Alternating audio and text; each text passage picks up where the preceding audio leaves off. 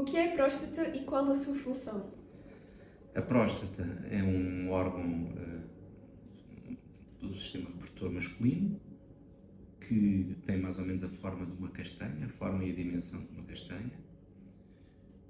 Ela encontra-se normalmente entre a bexiga e a uretra e é um órgão que é fundamentalmente responsável pela produção do esperma e pela ejaculação.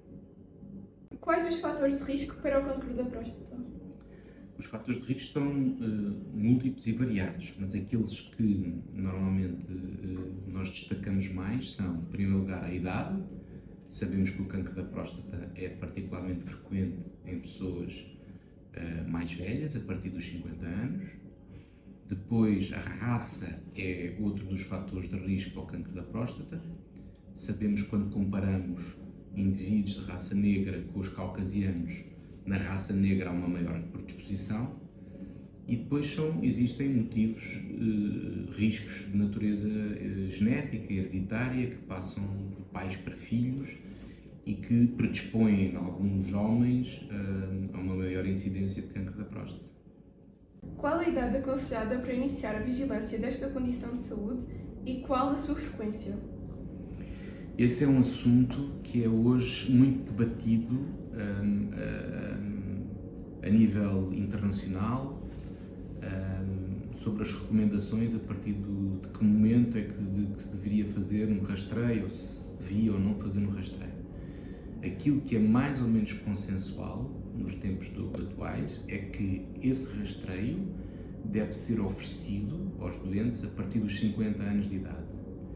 Existem, no entanto, exceções que têm um bocadinho a ver com os fatores de risco para a predisposição do cancro da próstata, que é a hereditariedade e a raça, e em indivíduos de raça negra ou indivíduos com uma história familiar relevante de cancro de próstata devem começar mais cedo do que os 50 anos.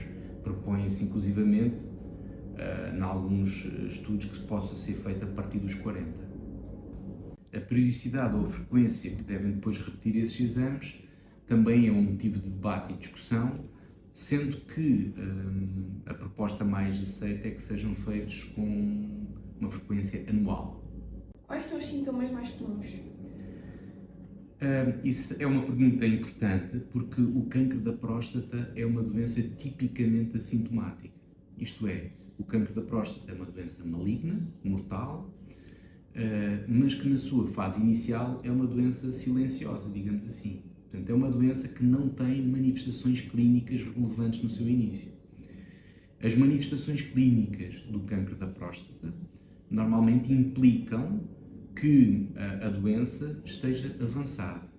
E, portanto, os sintomas relacionados com o cancro da próstata já são em doentes que têm metastização da doença à distância, e os sintomas são, no fundo, o reflexo dessa metastização noutros órgãos à distância.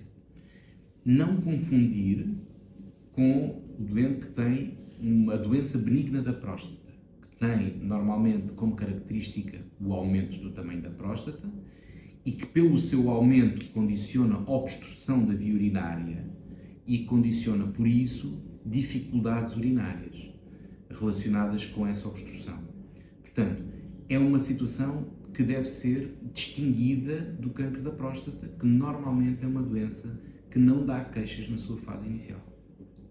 Sabe-se que, à semelhança de outros cancros, é uma doença silenciosa.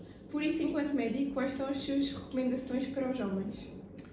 As recomendações são que o homem possa fazer o rastreio do cancro da próstata. O rastreio do cancro da próstata deve ser feito, como disse, a partir dos 50 anos, a não ser em indivíduos de raça negra ou indivíduos com história familiar, deve ser antes. E aquilo que é hoje consensual é que deva ser feito através de uma análise sanguínea, que é o PSA, é o marcador tumoral no cancro da próstata, e também, em alguns casos, a realização do toque retal, através da palpação da próstata, conseguimos avaliar se existe a presença de nódulos ou alterações da consistência da glândula prostática e, dessa forma, também fazer um diagnóstico. Sendo que ainda existe preconceito ou receio no que toca ao toque retal?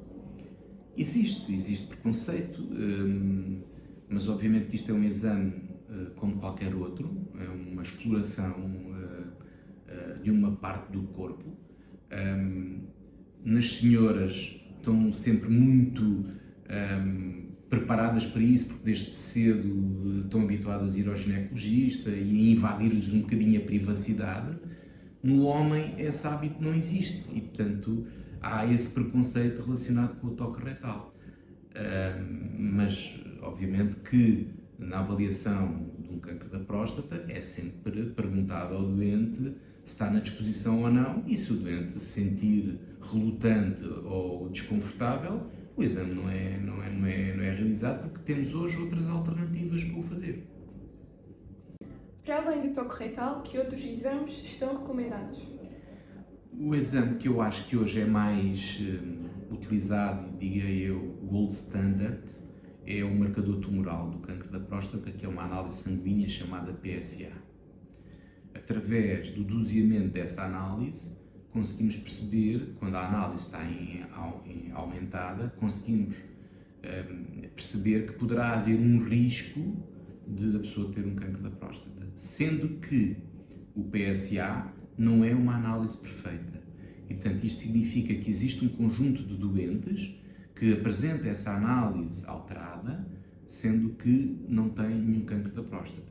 Existem outros motivos, para além do cancro da próstata, que podem fazer com que essa análise esteja aumentada. De qualquer das formas, o PSA é hoje o melhor que temos para a avaliação do cancro da próstata, é aquele que temos que utilizar e é aquele que é hoje utilizado de uma forma regular e difundida. Perante o diagnóstico do cancro da próstata, que tratamentos possíveis existem? Depois de uma avaliação de um PSA, hoje o que nós fazemos para fazer o diagnóstico é utilizamos muito um exame complementar, que é a ressonância magnética. E depois da ressonância magnética, temos que ser obrigados, para estabelecer o diagnóstico, fazer uma biópsia da próstata, e é com a confirmação histológica que conseguimos definir o diagnóstico. Para o tratamento, quando o cancro da próstata é um tratamento localizado, depois do tratamento do cancro da próstata devidamente estadiado e percebemos que é uma doença localizada, as opções terapêuticas são múltiplas.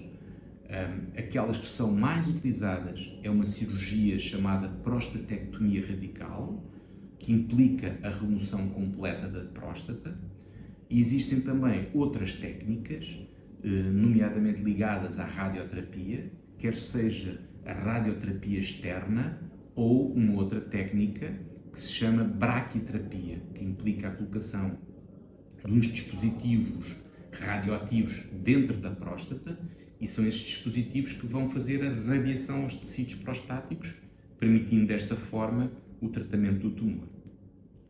E outras opções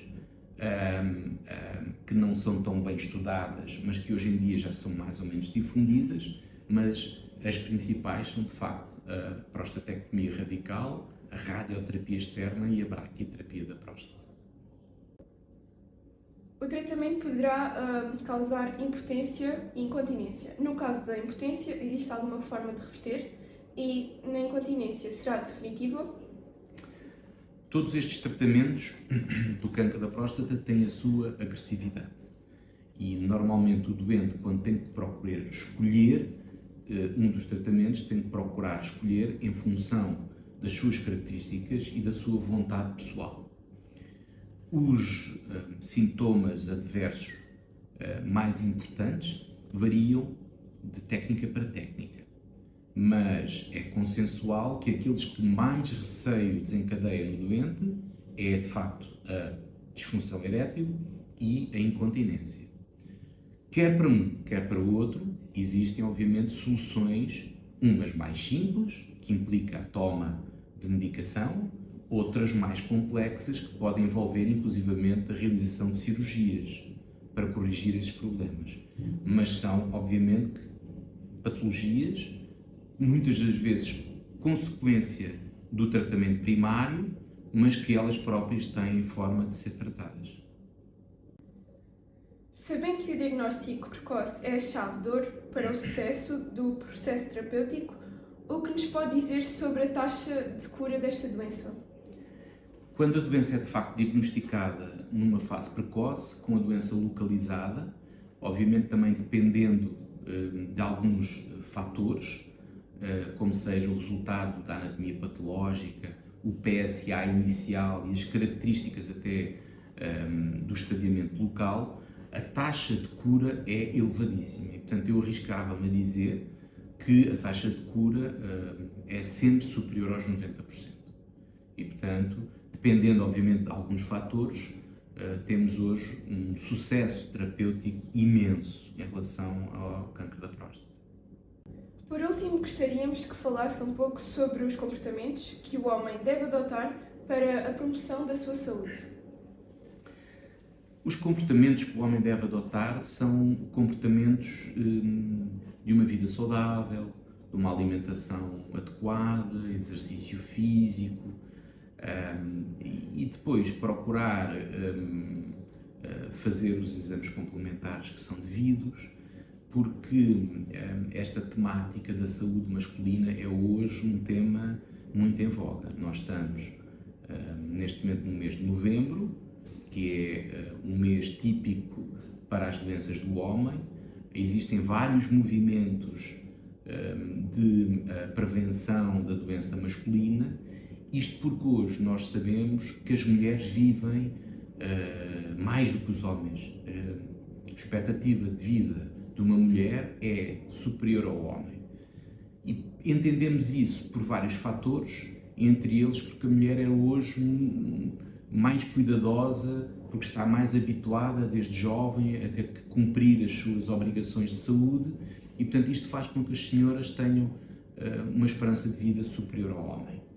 E, portanto, aquilo que nós gostaríamos era que, através destas medidas, quer medidas generalistas de alimentação, de exercício físico, quer nas medidas relacionadas com a vigilância da sua saúde, que o homem pelo menos conseguisse aproximar um bocadinho mais da esperança média de vida das senhoras. Isso implica essas medidas que falei e uma vigilância ativa da sua saúde.